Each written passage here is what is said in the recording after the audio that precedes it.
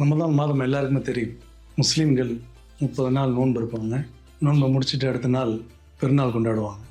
வளைகுடா நாடுகளில் இந்த ரமதான் என்பது இது ஒரு very comfortable month for everybody. வேலை முடிச்சுட்டு நம்ம போய் வீட்டில் சமைக்கணும்னு அவசியம் கிடையாது.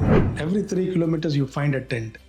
அந்த டென்ட்டில் பார்த்தீங்க அப்படின்னு சொன்னால் ஒரு சமபந்தி மாதிரி அனைவருமே ஒன்றா உட்காந்து ஒரு சகனில் 4 பேர் 5 பேர் இருந்து ஃபுட்டை ஷேர் பண்ணி சாப்பிட்றது அப்படிங்கிறது இட்ஸ் a கிரேட் எக்ஸ்பீரியன்ஸ். இந்த மாதத்தில் பார்த்தீங்கன்னா யாரெல்லாம் வெக்கேஷன் இருக்காங்களோ ரமதானுக்கு முன்னாடி கல்ஃபுக்கு வந்துடுவாங்க. ஏன் அப்படின்னு சொன்னால் திருவிழா, 30 நாளும் திருவிழா, எந்தவித ஒரு ஒர்க் ப்ரெஷர் இருக்காது, நல்ல தூக்கம் கிடைக்கும், நிறைய புத்தகம் படிக்கலாம், நிறைய குரான் ஓதலாம்.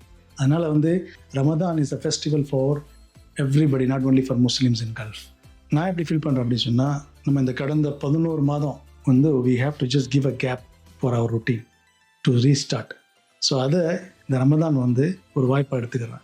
ஏன்னா இந்த 11 மாதத்தில் நம்ம செய்கிற எந்த விஷயத்தையும் இந்த ஒரு மாதத்தில் கம்ப்ளீட்டாக டோட்டலாகவே மாற்றமாக செய்வோம்.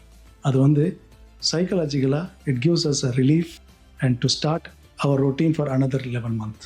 ரமதான் மாதத்தில் நம்ம நோன்பு வைக்கும்போது நம்மளையும் அறியாமல் ஒரு விஷயம் நடக்கும். அதை எல்லாருமே உணர்ந்துருப்பீங்க. என்ன அப்படின்னா, நம்மளோட ஹார்ட்டும் நம்மளோட மைண்டும் ஒரு பீஸ் அண்ட் காம் மோடுக்கு போயிடும்.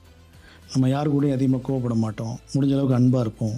இதே விஷயத்த ரமதான் மாதம் கடந்து நம்மளுடைய வாழ்க்கையில் எல்லா நாளும் நம்ம அப்ளை பண்ணால் எப்படி இருக்கும்?